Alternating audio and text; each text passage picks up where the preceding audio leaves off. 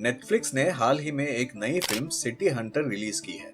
यदि आप फिल्म से अपरिचित हैं, तो इसके समृद्ध इतिहास पर ध्यान देना उचित है। इसमें एक मांगा फिल्मों की एक श्रृंखला जिसमें जैकी चैन है और एक एनिमी श्रृंखला शामिल है।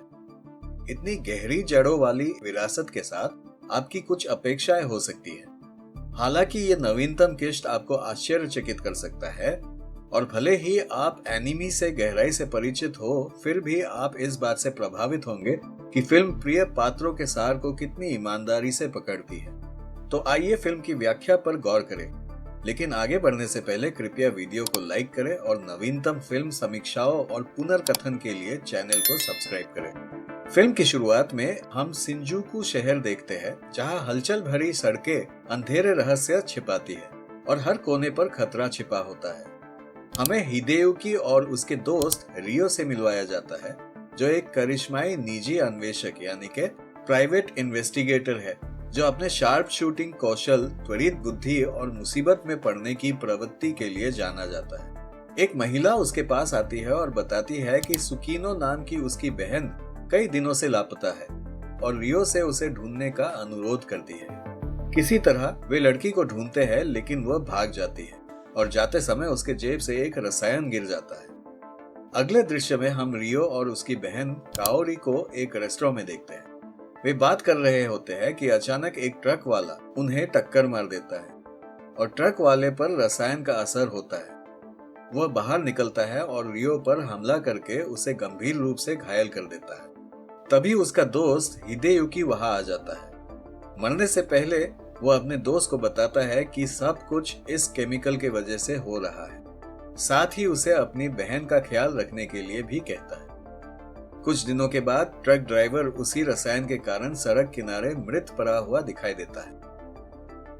अपनी आंखों में आग और दिल में प्रतिशोध के लिए काओरी हिदेयुकी के साथ सेना में शामिल हो जाती है और आपसी दुख से पैदा हुई एक अप्रत्याशित साझेदारी बनाती है। साथ में वे एक अजेय जोड़ी बन जाते हैं। उनका दृढ़ संकल्प केवल उनके कौशल से मेल खाता है। उनकी जांच उन्हें खतरे और धोखे से भरे एक टेढ़े मेढ़े रास्ते पे ले जाती है, क्योंकि वे भ्रष्टाचार के एक जाल को उजागर करते हैं जो सत्ता के उच्चतम सोपानों एशिलॉन से लेकर शिंजुकू के सबसे अंधेरे कोनों तक फैला हुआ है। इसके केंद्र में यूनियन ऑफ है, जो हर हिस्से में अपनी उंगलियां रखने वाला एक छायादार संगठन है, जो एक भयावह साजिश रच रहा है और शहर को अराजकता में फंसाने की धमकी देता है। लेकिन हिदेयुकी और काओरी निश्चिंत है।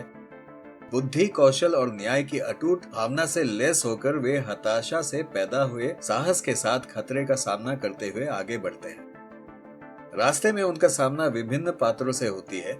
कठोर अपराधियों से लेकर असंभावित सहयोगियों तक प्रत्येक के सामने आने वाले नाटक में अपनी अपनी भूमिका होती है। जांच के दौरान उन्हें सुकीनो का पता चलता है। वे उसे अपने घर ले जाते हैं। वो काफी डरी हुई है। वह उन्हें सच बताती है कि वह बड़ी मुसीबत में है। एक दिन वह कहती है कि उसका एक डांस शो है और उसे जाना है, लेकिन हिदेयुकी उसे ये कहते हुए अनुमति नहीं देता कि खतरा हो सकता है। लेकिन वह अपने जिद पर अड़ी रहती है और हिदेयुकी मान जाता है। डांस के दौरान उन पर हमला हो जाता है। हमलावर वही व्यक्ति है जिसने खुद को सुकीनो की बहन के रूप में प्रच्छन्न किया था। इससे पता चलता है कि वह सिर्फ उसे बरगला रही थी। वो उसे पुलिस के हवाले सौंप देते हैं।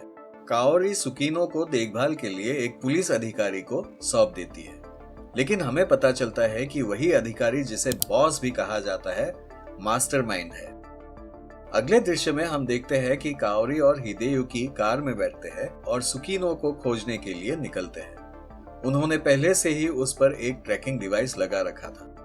वे उसके स्थान पर पहुंचते हैं, लेकिन वहां उन्हें कोई नहीं मिलता है। लेकिन अचानक कोई उन पर गोलीबारी शुरू कर देता है। शिंजुकू की सड़कें युद्ध का मैदान बन जाती है, क्योंकि हिदेयुकी और काओरी यूनियन ऑफ और उसके मंत्रियों की सेना के खिलाफ मैदान में उतरते हैं। संकीर्ण गलियों में तेज गति से पीछा करने से लेकर परित्यक्त गोदामों में एड्रेनलिन ईंधन वाली गोलीबारी तक, वे सच्चाई का उजागर करने और जिम्मेदार लोगों को न्याय के कटघरे में लाने के लिए जी जान से लड़ते हैं। लेकिन जब उन्हें लगता है कि उनका पलड़ा भारी पड़ रहा है, तो एक नया खतरा सामने आता है।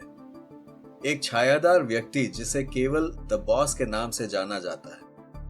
बर्फ जैसी ठंडी आंखें और रात जैसा काला दिल के साथ वह हिदेयुकी और काओरी को उनके द्वारा खोजे गए सत्य के बीच अंतिम बाधा के रूप में खड़ा रहता है। बॉस के पास बंदूक है और उसने सुकीनो को पकड़ रखा है।